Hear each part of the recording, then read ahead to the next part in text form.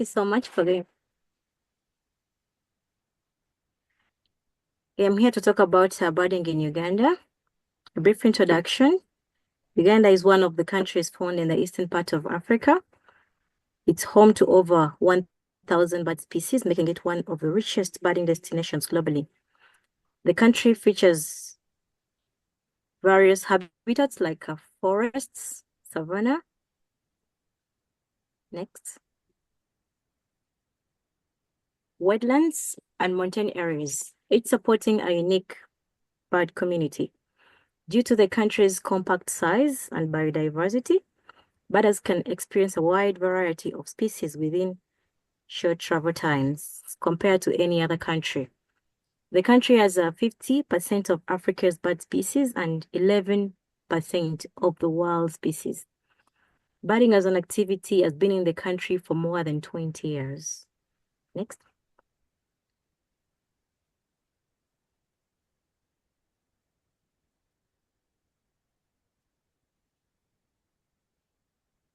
This is a photo of the shoebill. This is one of the sought after birds here. We get a lot of birders who want to see the shoebill. The photo was taken from Mabamba Swamp. Next. Here's some top birding spots we have in the country. The country has around 34 important bird areas, many of which have been developed for bird watching. Also, the birding community continues to identify new other birding spots.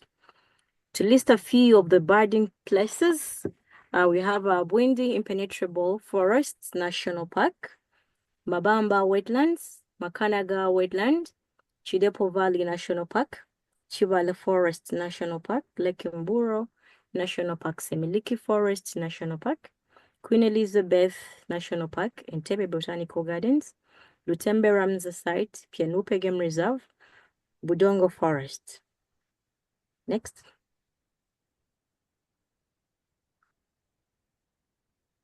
So I'm going to be talking about a few of these ones. A few of the ones I listed. There is Bwindi Forests National Park. Bwindi is recognized as Africa's foremost birding destination. It boasts a record of about 360 bird species.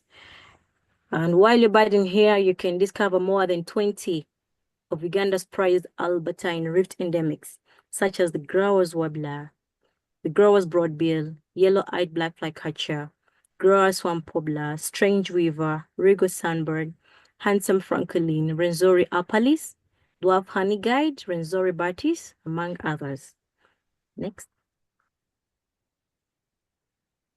This is a photo of a handsome francolin. This is one of the albertine endemics. You can get that wild birding in Bwindi Forest. Next.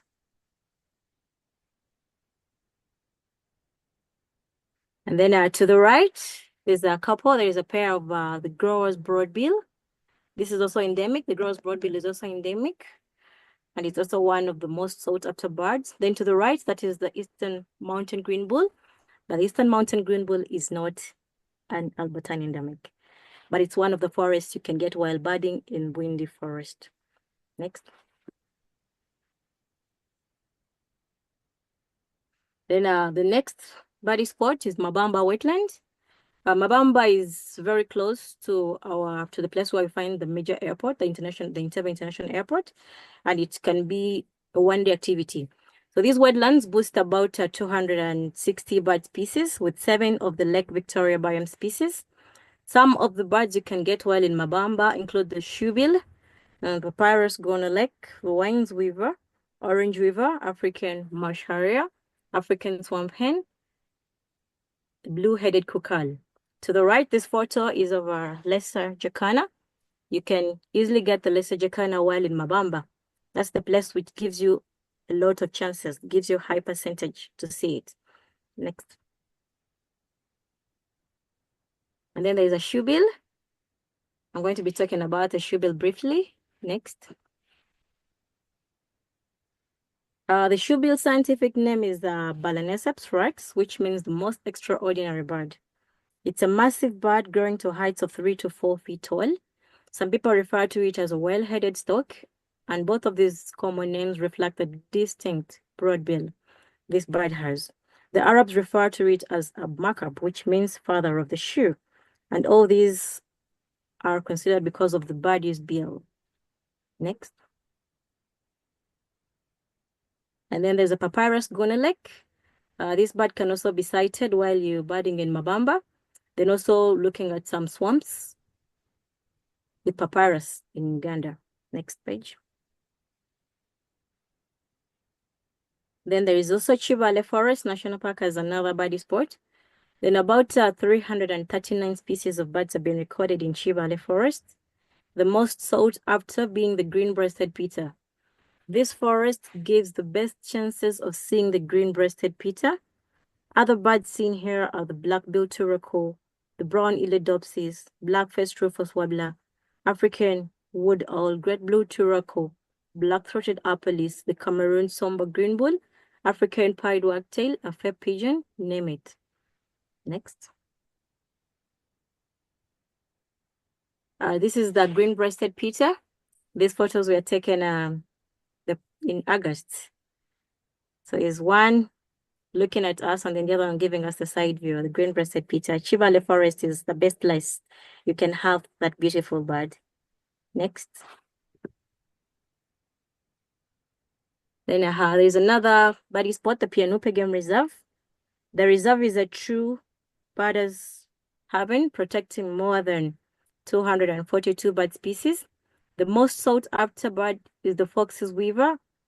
The fox's weaver being Uganda's endemic, and the Karamoja apalis. The other birds to be seen include the superb starling, secretary bird, white-headed buffalo weaver, foxy cisticola, fox kestrel, stone partridge, common ostrich, common redstart, northern Isabelline, and pied wheatears. Next. And there's a photo of a fox's weaver. It doesn't come out so well, but this is Uganda's endemic, the only endemic we have. And then the best place to get them, you can get them around the northeastern part and the eastern part of the country. For example, this photo was taken from Pianupe. Next page. Then the Karamoja apalis is another good bird to get around that area. Next place. Then there is also Semiliki Forest National Park. This park lies along the border of the Democratic Republic of Congo, and it covers the eastern extension of the Ituri Forest. It harbors a large number of predominantly Central African species, which cannot be found anywhere else. The most sought after birds here include the long-tailed hawk, the black-wattled hornbill, Kulunkulenga rail. Other birds seen include the yellow-throated nicator, Grant's bluebill, Batis niger, Gaboon woodpecker, purple-throated cuckoo shrike, yellow-billed barbet, and the African picklet, among others. Next. Next. Then there's also Lake Kimburo National Park as another birdie place. This is the closest game park to the city, Kampala. The park has about 313 bird species with a diversity in habitat and park. The park gets to have lots of different birds that suit different habitats. The most sought after bird here is the African finfoot and the red-faced barbet. Other birds to be seen here include the Cockeye francolin, the bare-faced go-away bird, harlequin, and blue quails, the lilac-breasted roller, African grey hornbill, Nubian bulb-spotted woodpeckers, shrilling, and the Tabora cisticolas. Next page. Is a photo of a female of the African finfoot. This was got on Lake Kimburo National Park on the lake itself. So best chances of seeing it is still on the Lake Kimburo. Next. And then this is a photo of the northern common bee eater. This one was taken from Murchison Falls National Park. To get these ones, you get in the northern part, then Murchison. Next page. And then briefly about Murchison. Murchison Falls is the largest national park in the country, and it ranks 9th of Africa's birding spots. The park protects a variety of Africa and Uganda's savanna birds and forest birds that are found in Budongo Forest. Murchison Falls National Park gets its name from the dramatic Murchison Falls. These falls are spectacular and are formed at a point where the world's longest river explodes through a narrow gorge and flows down to become a river. At the bank, there is a lot of sightings you get, from birds to big game. The park boasts a rich avifauna with a checklist of up to 460 bird species. But it's certain that the bird checklist here is incomplete, and many additions can be expected with more intensive research. Some of the birds you can see are the silverbird, the Vitaline's masked weaver, saddlebill stork, spotted morning thrush, chestnut crown sparrow weaver, standard wing nightjar, Thales fishing owl, and the gray eagle owl, to mention but a few. Next.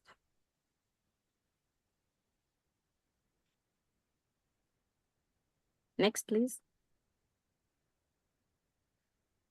These are some of the photos of some birds you can get in Murchison. There is the brown-chested lapwing, and then the saddlebill stork, and then the Thales fishing owl. You can get that while on the boat on the River Nile. Next.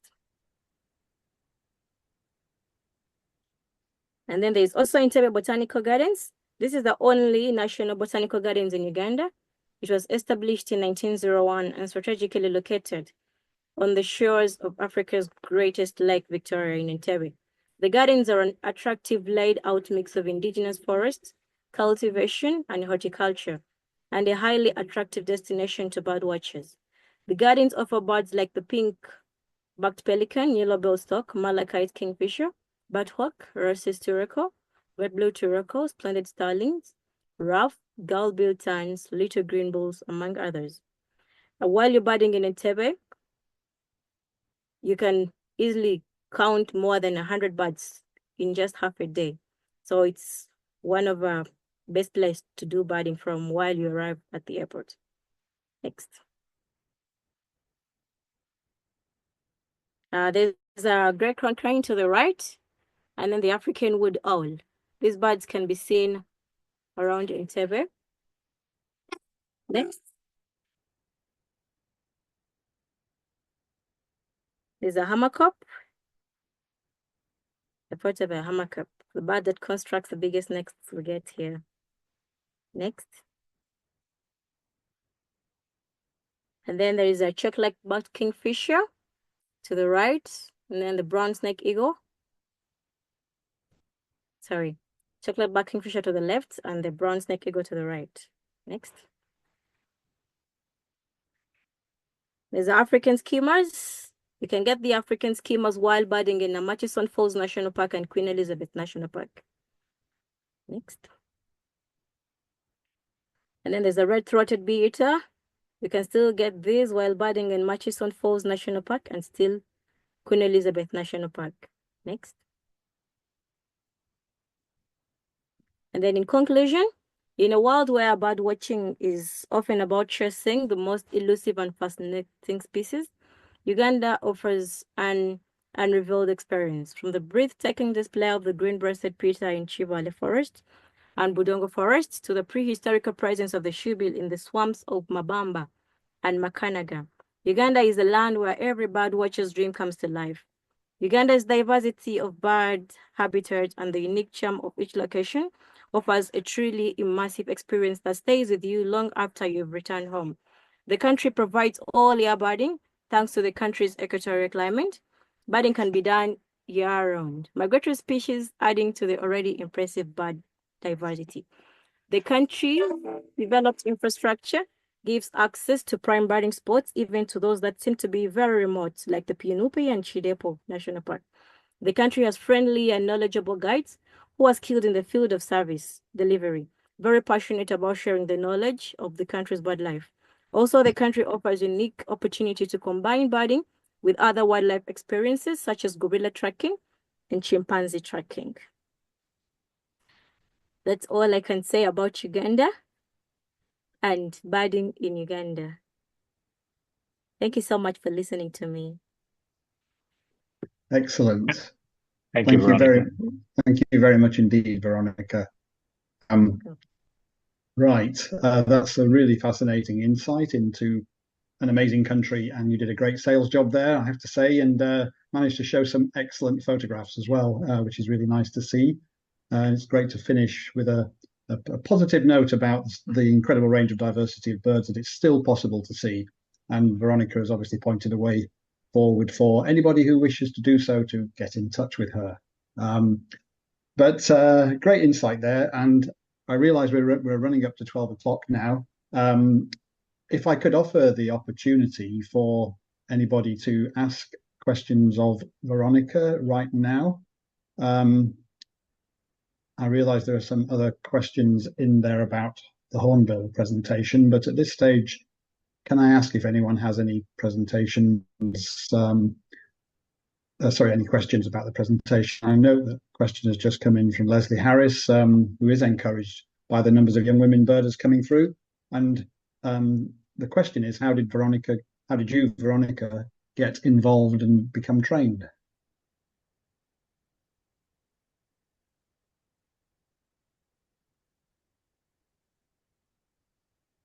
Did you hear my question, Veronica? Please, pardon? There is a question asking, how did you become involved and become trained? Okay. I began my journey in birding in 2014. I was introduced to this activity by my brother. I'm coming from a country where bird watching is not something that is ours. It's something that we've just come to know. So my brother introduced me to birding. I came to know that I can go out with a pair of binoculars and then I can look at a bird. I could check it on the field guide. That's how I came to know about birding. Then we have a training institute that trains us. So I had to join the trainings and I had to improve on my skills. Then whereas we also have a group of women birders, the Uganda women birders. We always do excursions for birding, mostly on weekends or when you have time. And then we go to different places and then we keep learning, we keep seeing birds, we keep bringing in ladies. That is how my journey has been of birding. You have a number of colleagues also that have come through pathway and now acting as guides, female colleagues, is that correct? Yes, we have a lot of female colleagues. We have Uganda Women Birders. It's a very big thing in Uganda here. Last year, we managed to have the International Conference for Women Birders. I'm sure some of you heard about it. And it's a successful group. There is a lot of young ladies who are brought into this, and they're being trained, they're being given binoculars, they're being taken to different places for birding. So it's really bringing in a lot of ladies, a lot of young ladies to this world, to the world of birding. Yeah, next year we also have, we are going to Costa Rica, the Uganda Women Birders, because there is an international conference there for the women birders still. What's the name of the international conference? Is it the International Conference of Women's Birders? Or? What is it? International Conference for Women Birders. You can check out their website. It's there on the